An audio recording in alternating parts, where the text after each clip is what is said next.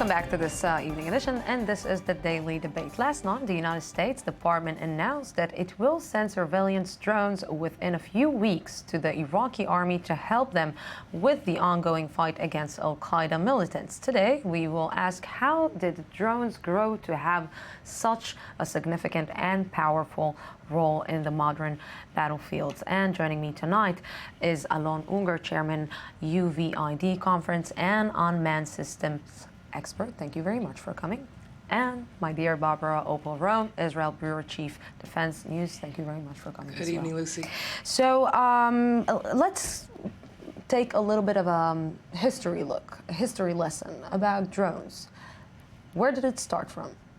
Drones started back before, many years before even the Second World War. But if you speak about the today's era, it started 40 years ago when Israel began again to bring the real-time intelligence, real-time UAV intelligence to the field in the end of 70s, beginning of 80s. But the big boom came around the 90s when the Americans brought it to the situation. The first Iraqi war was the first time that the Americans used it. But then after the 9/11, they brought it to the field big time. And it changed the rules of the game. Right, Barbara? Well, I'd like to just add off from what Alon said that, in fact, the Israeli UAV was the first UAV to be used by American forces in the first Gulf War. And Israel was a pioneer in this field until, as Alon said, the big boom that hit, and it has really changed the battlefield. Most sorties now, at least I think it's about a third, if not more, of all aircraft sorties today are being flown by unmanned aircraft. Is it saving human lives? It's saving money? Is it saving maybe the ability to just be on the ground, and it's to be and not to be? All of the above. Okay. All of the above. UAVs have a variety of missions. They can carry so many payloads, cameras, radars, sometimes even combat kinetic systems, missiles, and it does provide flexibility and sometimes a freedom of operation that might not necessarily be available with manned aircraft. So on paper, it seems that it's perfect, that it's the perfect weapon, that it's the perfect equipment that a country can use to get out to the war. But it also has some moral issues. I would say, yeah, it has moral issue, but if I might add, the main reason, if you look about specific situation for Iraqi issue, or the main issue for the unmanned system is what we call situational awareness. The fog of war, the intelligent thing that we need above the area, but the combat zone. This is the main issue that you bring the unmanned system to the field. But then, yes, there are some disadvantages as well that you may speak about, is sometimes technology or even morality and legitimacy, but mainly depends on the way that you use them. So what can go wrong when you send a drone to Iraq, for example?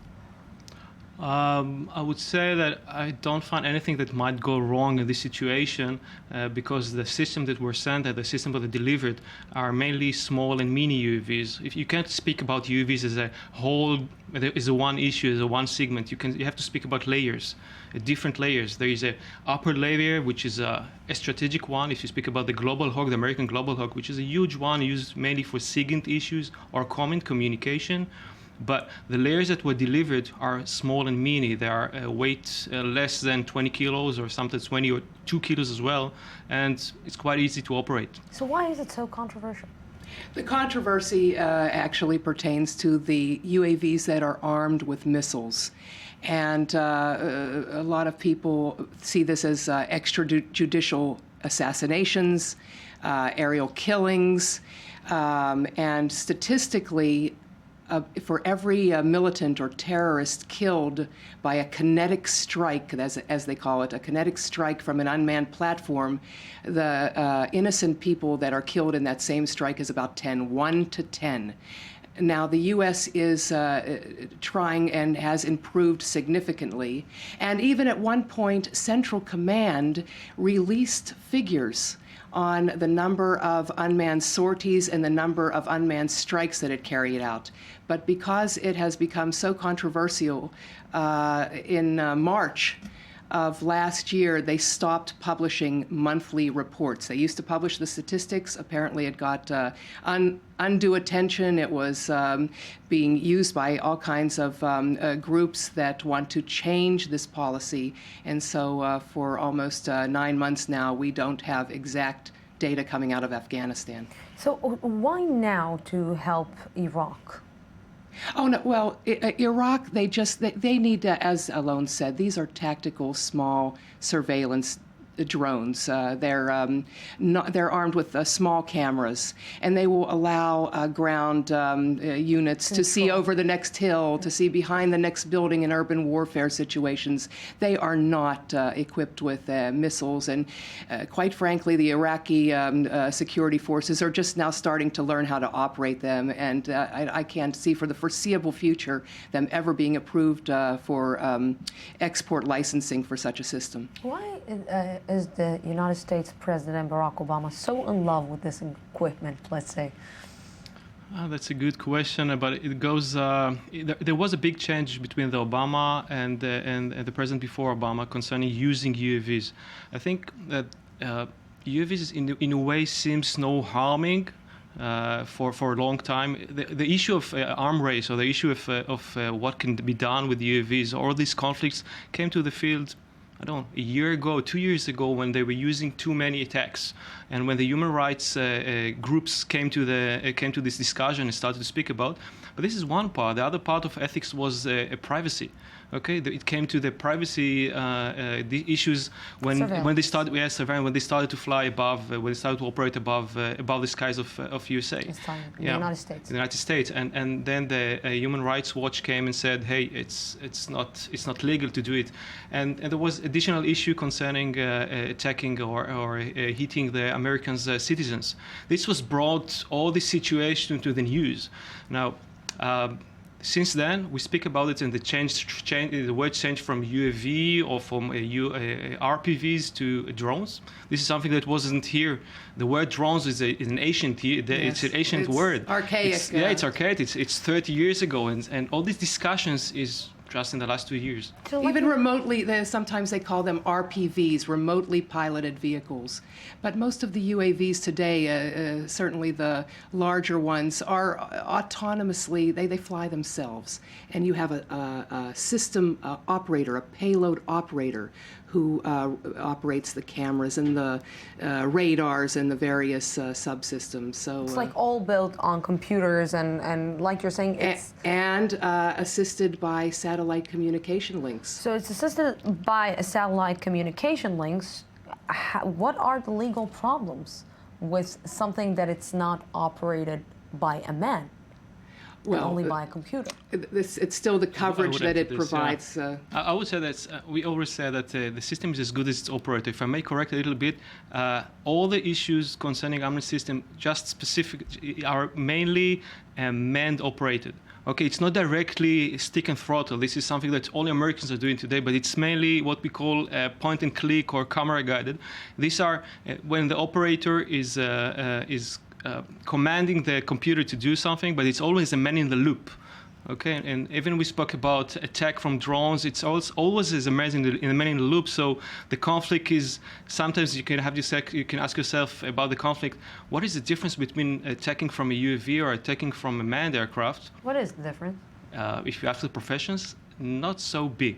Okay, the decision on attack from a manned aircraft, or decision on an unmanned system attack is done in the same way. Sometimes it's even more.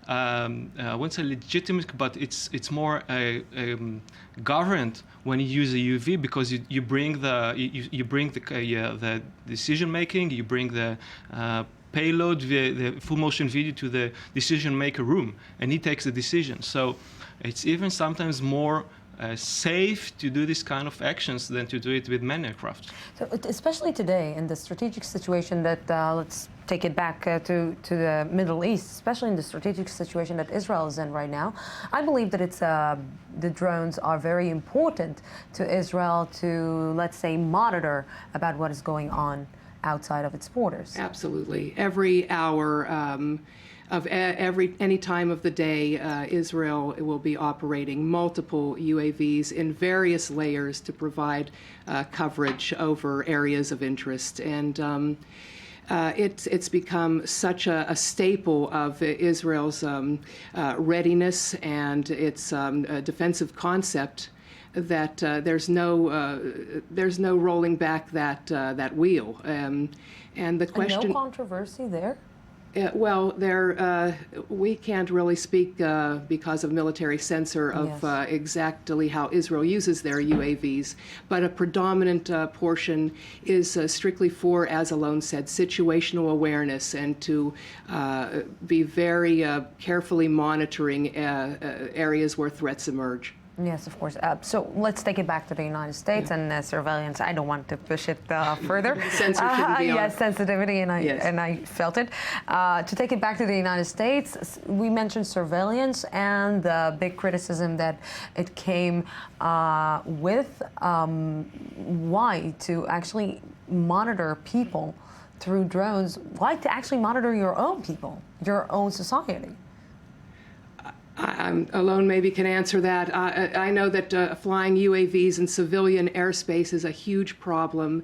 The Federal Aviation Authority has not authorized many UAVs to be working there, and so I'm hard pressed to find a situation where American citizens in the continental United States are being monitored regularly by UAVs. Now, American citizens that happen to be in Pakistan and happen to be involved in militant groups or terrorist organizations, the security community in Washington would argue that is a different category, and there are different rules apply there. But in New York, for example? No, Why? There was a situation in June 2013 when the FBI made a mission I think it was in Alabama, having a situation, understanding what exactly is happening when a kid was kidnapped.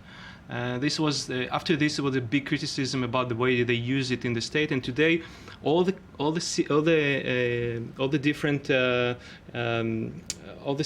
different not countries, sorry, all the different countries in the state are trying to have a debate or whether to have it a legitimacy or not, whether it's concern a warrant in order to use them, yes or no. But this is for using it for a security issue. You can use UAVs for civilian issues as well. And this is part of it is done during you can use them for firefighting and for agricultural monitoring and for rescue operations. And there's a number of benevolent, non-military missions that UAVs have been used for and can be used for in future. But again, the controversy more than privacy is the danger that it could pose when operating in civilian airspace, and that needs to be worked out. Who do you think will win, security or privacy?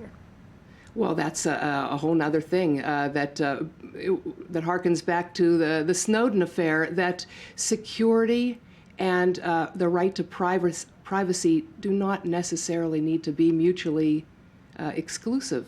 And with proper regulation and with proper procedures, we can have it all. We can have it all? Yes, I believe so. When the FAA is supposed to have a regulation 215, and part of this was having a test area, and they requested for specific security situations, specific security regulation to fly the UAVs. So if you plan this, then you can get it. So more on this story in the next few years. Thank you very much for being with me. And we're going out for a small break, 10 minutes break, and then we are back for the I-24 News one-on-one news update from our news desk, and we will be back.